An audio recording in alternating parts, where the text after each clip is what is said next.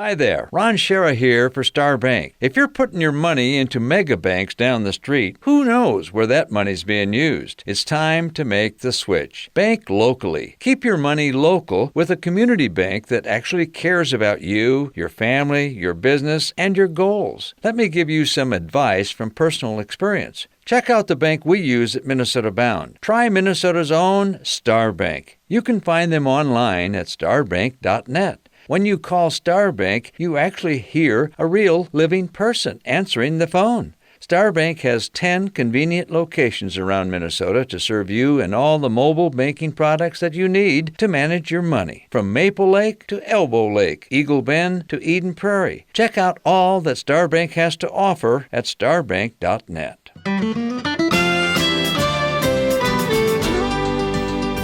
Well, hello, everyone. I hope you're hanging in there. Bill Shirk, the man about the woods, and this is the Minnesota Bound podcast, the stories behind the stories. And today, the topic is a dandy. It's a true bucket list. For me, it's a magical place up on Lake Superior called Isle Royale, or Isle Royale, depending on who you talk to. I've heard it both ways over the years. It is an island out in the lake, a big island, and for some reason, that place just stirs up mystique for so many people. I've never had a chance to actually get out there, although I've seen it from a distance and have been close to getting out there. But I wanted to talk a little bit today about the history of that place because, again, there's so much mystique behind the island and the lifestyle out there. And I've been communicating with somebody for a while who I thought might be an expert, Brian Bergson. Brian, how the heck are you? I'm doing very well. Getting excited because I'm getting ready to go to Isle Royale. So the island is now a national park. We should set that up, and it's roughly 500,000 acres off the coast of Minnesota and just into Canada. The odd thing is it's not owned by us. It's part of the state of Michigan, but it is a magical place, and because it is a park, so many of the homes are starting to disappear there. But you are lucky enough to be a part of a family that still has a place out there. Yeah, we're a part of a dying community. Isle Royale has only a handful of original families left that were there long before the Park Service came in and designated Isle Royale as a national park. And my family, my great-grandfather Alfred Merritt, the man who discovered Minnesota's Iron Range, first went to Isle Royale in 1866, delivering fish kegs to the commercial fishermen out there. And he subsequently became a timber cruiser, a prospector. He discovered the Iron Range, and he had some money. And so when Isle Royale was finally surveyed and up for sale, he bought some 14 odd islands and property on the mainland all around the park. As you said, Isle Royale is about 45 miles long, 9 miles wide, 22 miles northeast from Grand Portage, and it's about 55 miles from the Keweenaw, Copper Harbor. And it ended up in Michigan because Michigan was a state before Minnesota was, even though it's closer to Minnesota. And so my great-grandfather loved Isle Royale, and he just kept buying islands. He was paying $10 an acre. So the island that we have a cabin on now is 1.6 acres. So it probably cost him, $11 to buy the island.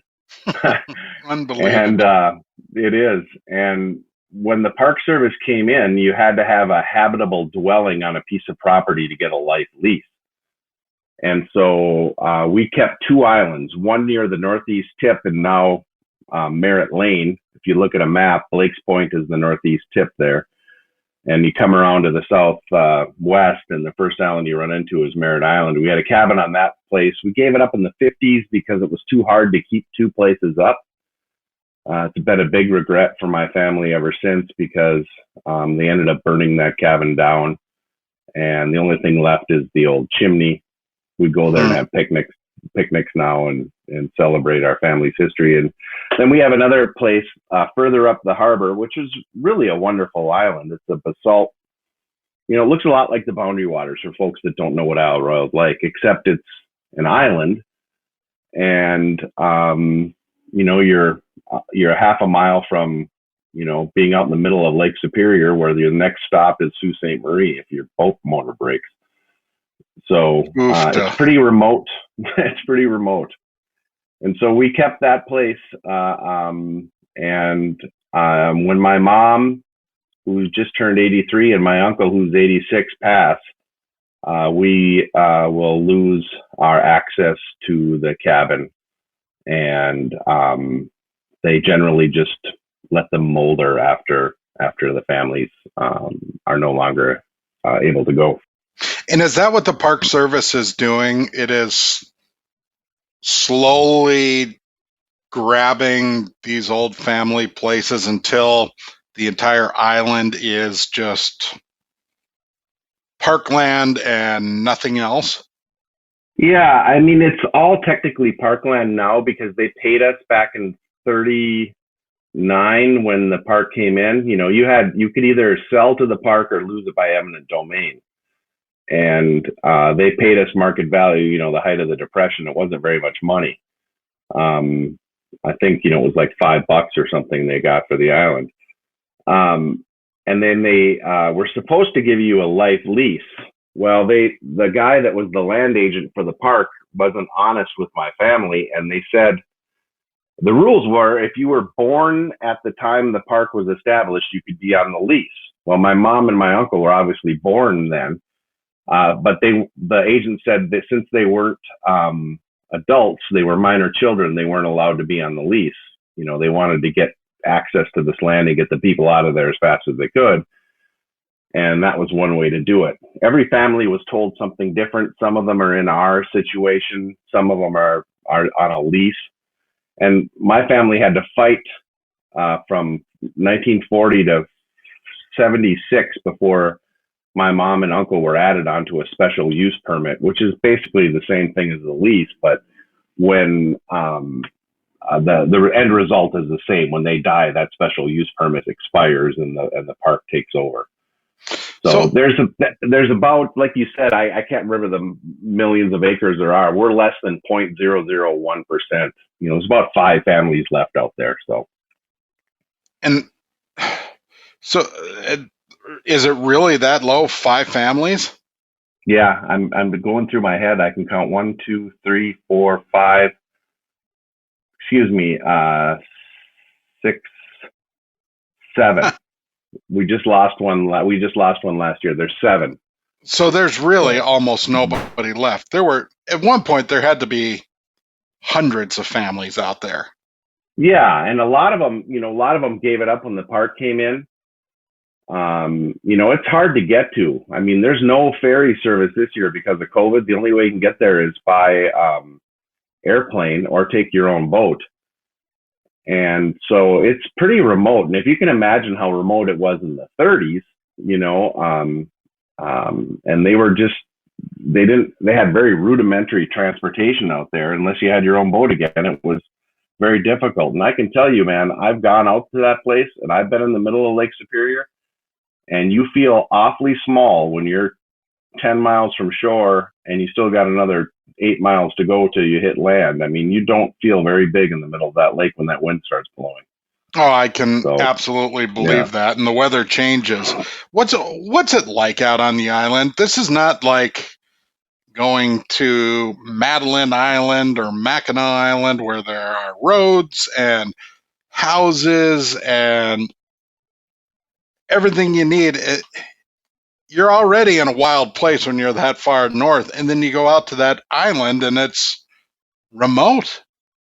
It absolutely is. And I mean, my grandfather used to say, if you break a leg in Isle Royale, we'll have to shoot you because, you know, if you get hurt out there, you're in tough shape because, you know, the nearest ambulance is 60 miles away by water. So they can fly a helicopter out there, but there's nowhere to land the dang thing. So, Isle Royale is just a unique place. I try to explain it to people, and it's very difficult. And I've explained it to friends, and then I bring them out there, and they finally agree to come, and they go, "Oh, this is nothing but I expected." It is so unique. The southern shore of the island slopes towards the water, so it's a gentle slope, and the north side of the island is jagged cliffs. Think of the north shore of Lake Superior, where Split Rock Lighthouse is. That's the way the whole north shore is. It's just those steep cliffs. And on the southern side, you know, it's more like cornucopia. It's still rock. It's not sand, but it slopes into the water. And there are, you know, several hundred islands in and around the harbors and the shoreline of Isle Royale. And it's just a very unique place. And, you know, there's no cars, there's no electricity, there's no running water. You know, we live in a cabin that was built in 1899. We have a hand pump. We have a Garland wood stove.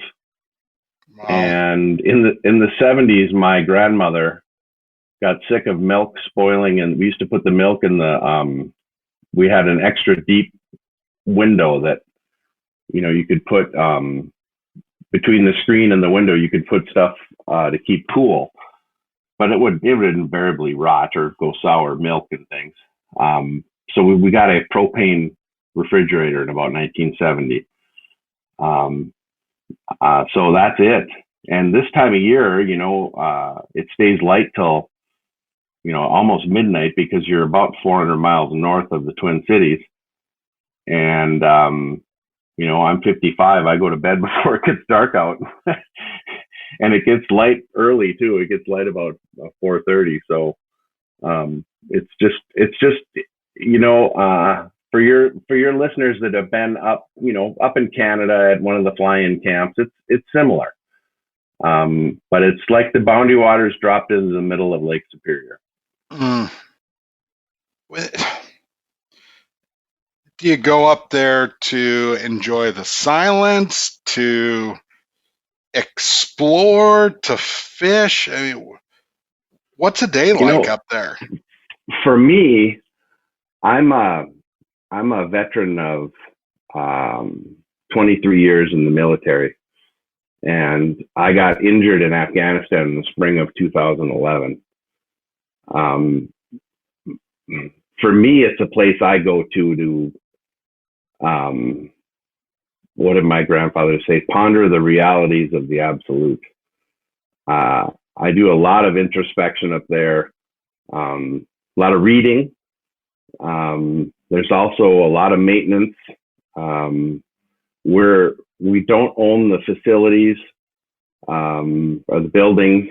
And on our little island of 1.1 acres, we have a main cabin, which has a kitchen, a small living room, and one bedroom.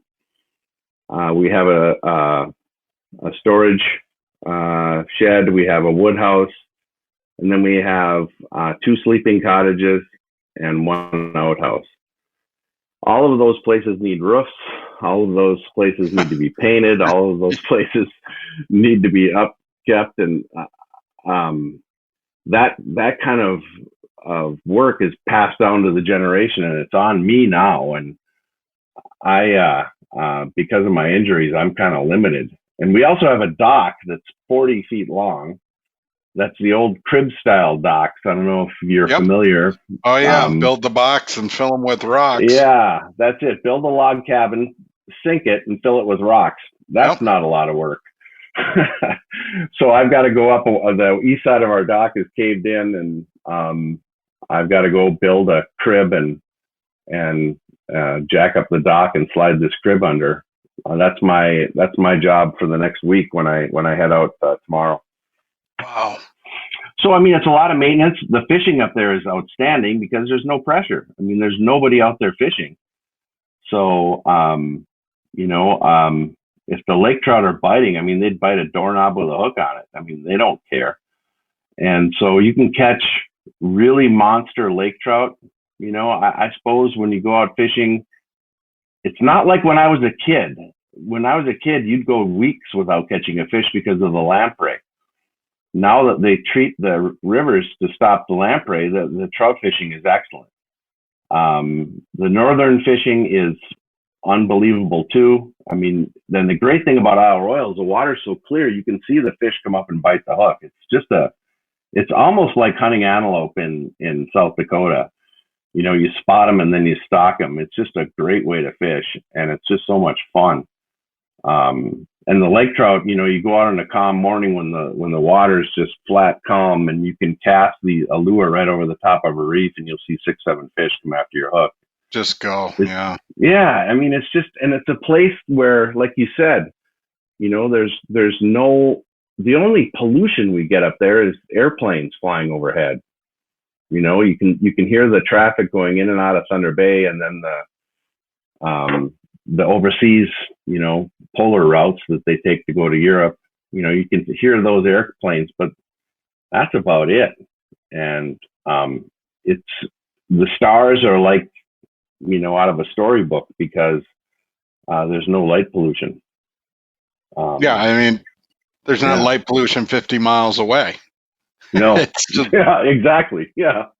I've always 55 miles to Thunder Bay. So I've just always had this thing in the back of my head about what that island was like, and the old steamships back in the day, right? Fighting their way up the lake to get people there. There's a book, and it's a recent book, Diaries of an Isle Royale Fisherman.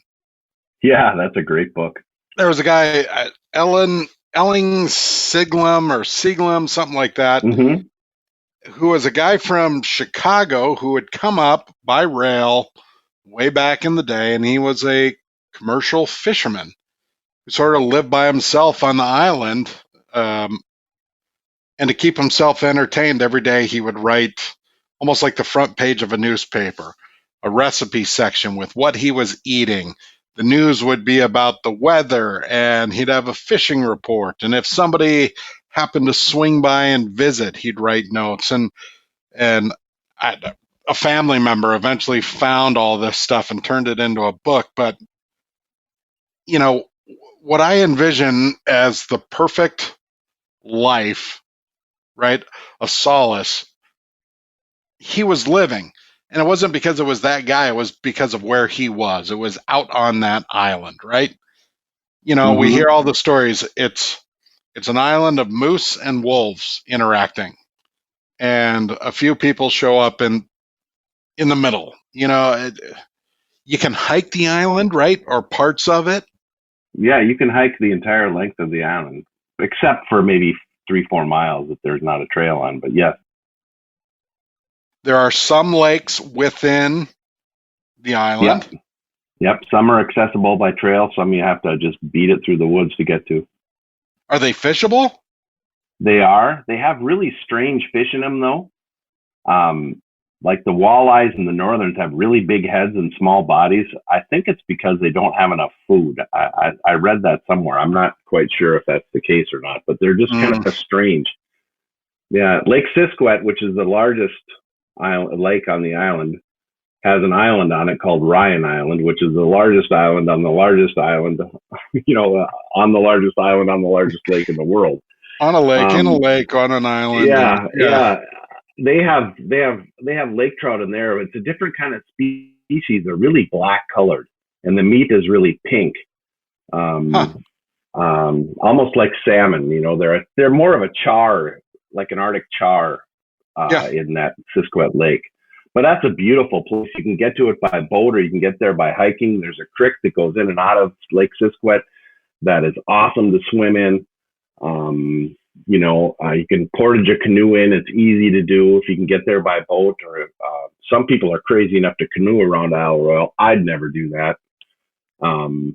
But kayaks too, and you can get into that lake. I mean, you can have an adventure inside of an adventure when you go to Isle Royale. Well, that's just the getting thing. there. Just getting there takes a day. Because you got to drive. Actually, it takes 2 days. You got to drive to where the ferry goes. Then the next day, you wake up early, get on the ferry, spend 6.5 or 8 hours, depending on which boat you go to, and then you get there in the afternoon. So it's not a place where you can just go for the day. You can go for the day, but it's such a waste because you wouldn't see anything. It's really it's meant to be savored, I think. So as times are changing up there, and you are one of the people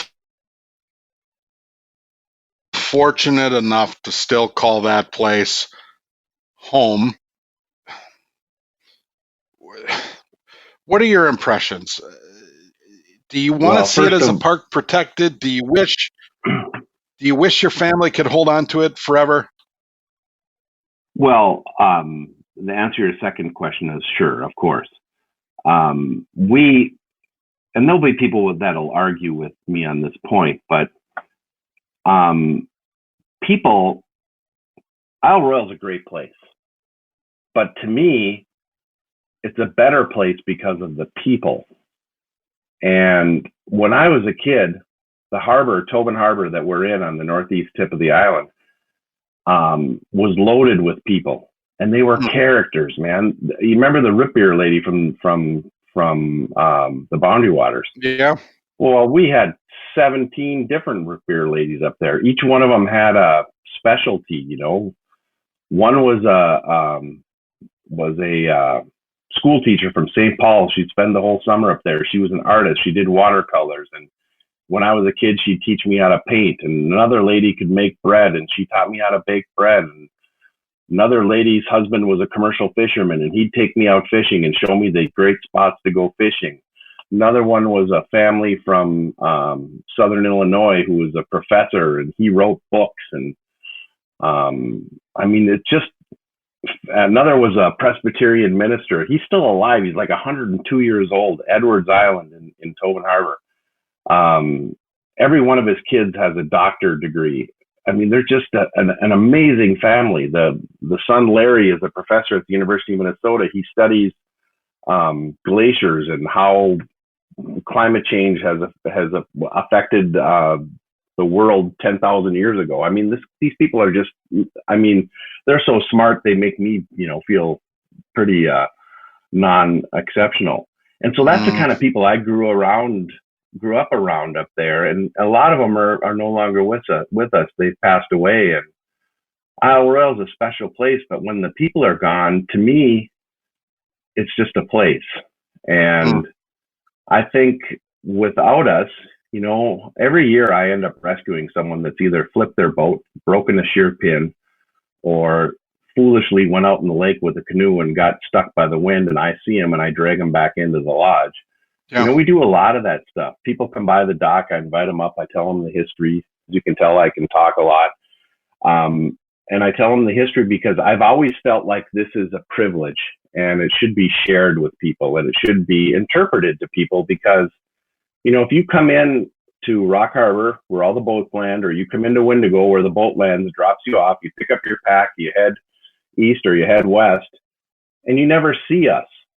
You never have any interaction with the island folk, as we call ourselves. You just don't run into us. And so I think that history and the oral traditions and the way of life that my family was there 75 years before the park was there. I think that's worth something. And I think the cultural history has a place in interpreting the island and how it went from Native Americans using it for fishing and then copper mining, and then the explorers coming out there and fishing and mining too, and timber, and then the summer residents which my family was in the mining and the summer resident phase too. We have a story to tell, and I think it's important. And America, we just kind of, Minneapolis and St. Paul, we got an old building, we just bulldoze it. In Europe, you go and they've got buildings that are 500 years old. Sure.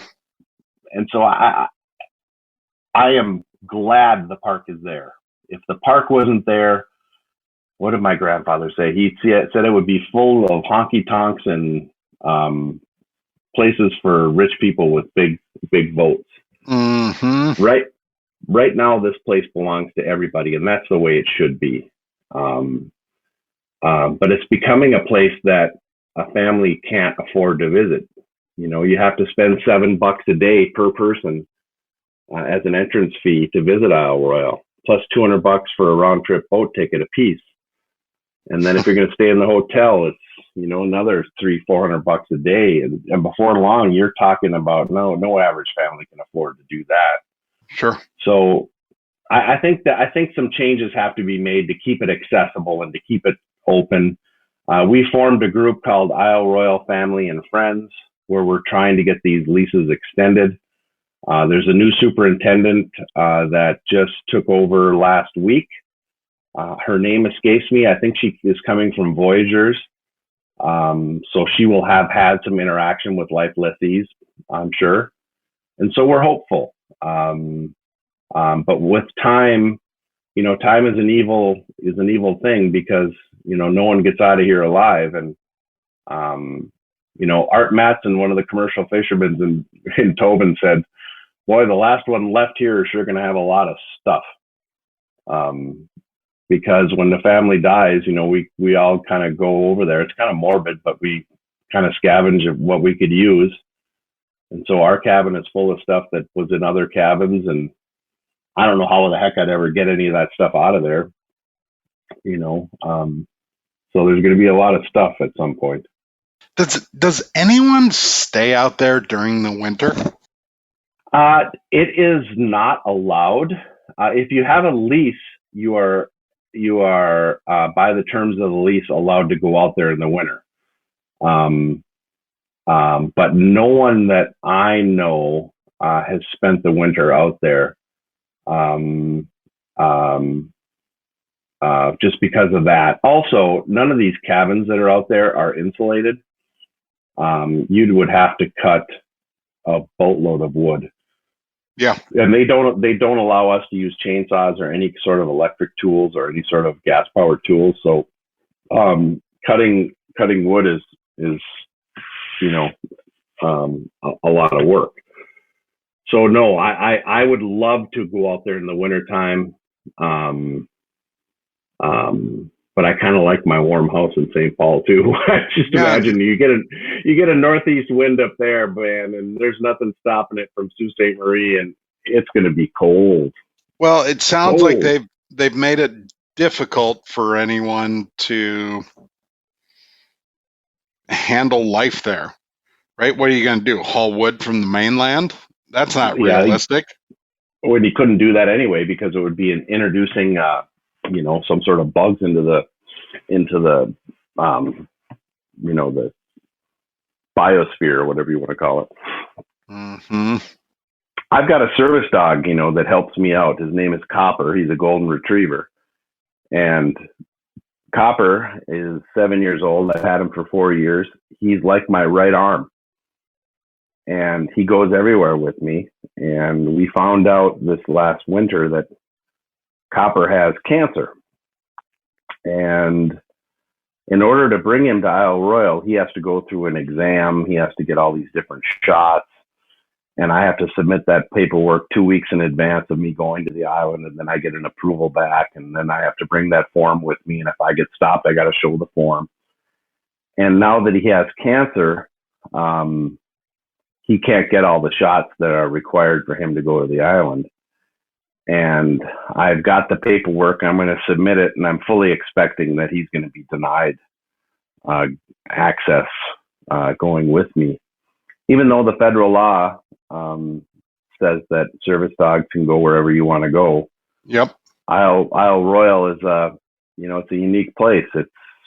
doesn't have a lot of influence from outside forces unless they're able to get there on their own power. And so the worry is that dogs, canines, can pass this parvovirus onto the wolves that they're trying to reintroduce out there to keep the moose population down.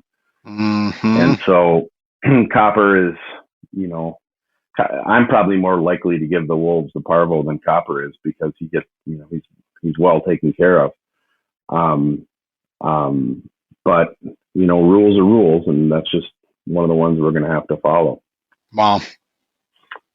So, and even all of that aside, you are just chomping at the bit to get on the boat in hours, not weeks or days. Well, you talk to anyone that has a place up there. We have a winter meeting in January. All the families get together in Duluth, and then we get together on the island at the end of July. There's 2 meetings. Isle Royale Family and Friends. You can find us on Facebook. And anyone's welcome to come to these meetings. We usually have some speakers. A couple of years ago, we had the people that are restoring the lighthouse. My mind it's shot, but on the far west end of the island, there's a lighthouse that's just on a rock, no bigger than the lighthouse, and they're restoring that. And they came and spoke. And you're welcome to come and listen to the program, talk to us, meet us, whatever. But once that meeting starts coming up, it's January, the days are starting to get longer. Everyone starts talking, well, when are you going to the island? When are you going to go to the island? We should go at the same time so our kids can play. Can you bring this load of rolled roofing out there for me, because I don't want to pay this transit shipping cost? All that kind of stuff starts happening. And man, I was all set to go the end of April this year, and that all got put on hold because of COVID. And so they just opened the park on the 26th of June, and none of the ferry from Grand Portage isn't running, the ferry from Copper Harbor isn't running, and the ferry from Houghton is not running. So the only legal way to get out there is by a private boat that you own, or via the seaplane, which flies out of Grand Marais and Houghton, Michigan. Yeah. And that's $400 out of Grand Marais, $380, about $320 out of Houghton. And unless you know what you're doing, you got to have a pretty good sized boat to go out there. So there's not going to be a lot of visitors. More people visit Yellowstone in one day than visit Isle Royale all season. I can't remember the exact number, but it's barely 5 figures, 10,000 people that visit Isle Royale in a year when it's accessible. So that number is going to be way down this year. So, well, I want to be one of those people at some point. Well, you've got a standing invitation to come with me. Anytime you want to come, we can put some masks on, and the water temperature is a balmy about 35 degrees right now. So, a life jacket is so they can show your pretty face at the funeral. Yep, mandatory. You end up in Lake Superior, and you're not going to last very long. I've always had a dream of taking my boat and trying to get there from Grand Portage, but you think, oh, that's a good idea, until you see what the weather's doing, and scary stuff. Well, you got to get up. You got to get up and get going at about 4 a.m. If you're not where you're supposed to be by 7, the commercial fishermen that I learned from said don't go. That 4 to 7 is your window, because the water's calm yet, and you can get those days, especially in late June and July, where the water is as flat as a pancake. You get into August, the wind starts blowing, and it stops in May. And if you better have 2 motors too, because outboard motors, I don't care if it's one of these fancy new 4-strokes, they blow up for no reason. Yeah. So you got to have a backup motor, and then you got to have a radio, and then you got to have You know, I've got a GPS tracking system that I can hit a button and send out an SOS to. I mean, there's all sorts of stuff that you need to have that you don't even think of if you go fishing on Lake Minnetonka. You know what I mean? Right, right. And when you get to Isle Royale, you become very attuned to the weather. We just have a barometer and a thermometer and your eyes, and that's the way you kind of judge what the weather's going to be like. And I don't even listen to a radio when I'm out there. I just totally go, you know, no techno at all, no phone, no nothing, and no watch. You know, you just kind of become in tune with your surroundings up there. You eat when you're hungry, and when you're bored, you go fishing. And when you feel like you've got some energy, you go work on an old 100-year-old dock. I mean, it's just Perfect. a place that just, yeah, it just settles your soul. And for me, it rejuvenates me. So. Well, Brian, I sure do appreciate the stories, man. I'm jealous. Get out there safely and continue to take lots of pictures and cherish every moment. Like you said, this doesn't go on forever. I absolutely will. And I want to get you out there, and I want to suggest a book for you. It's called Island Folk. It was written by a guy named Peter Orkinen. He's a Finlander. I cannot spell that last name, but if you Google Island Folk, you'll be able to find it. And like I said, man, you've got a standing invitation to go. I will change my plans based on your availability, and we'll go out there, and I'll give you the grand tour. And you'll have to tear me away when it's time to go. Hey, me too. I mean, I used to cry when I was a little boy and I had to go home. I still kind of tear up. I was going to say, some things never change. Yeah. Well, thank you so much for letting me talk about my favorite place in the world. I really appreciate it. It is magical, and most folks will never get a chance to experience it. So it's fun to hear the stories through your eyes and through your heart. So thanks, Brian. Well, there you go. That is the Minnesota Bound podcast, the stories behind the stories. Of course, we've got the classic piece about the island, and so it's fun to revisit. You know, the podcast doesn't just happen. We need to thank our good friends at the Pizza Barn out of Princeton, and of course, Star Bank. Thanks so much for the support in making the podcast happen every week. We will be back next week with a new story, but until then, thanks for listening, and don't forget to introduce a kid to the great outdoors. So long.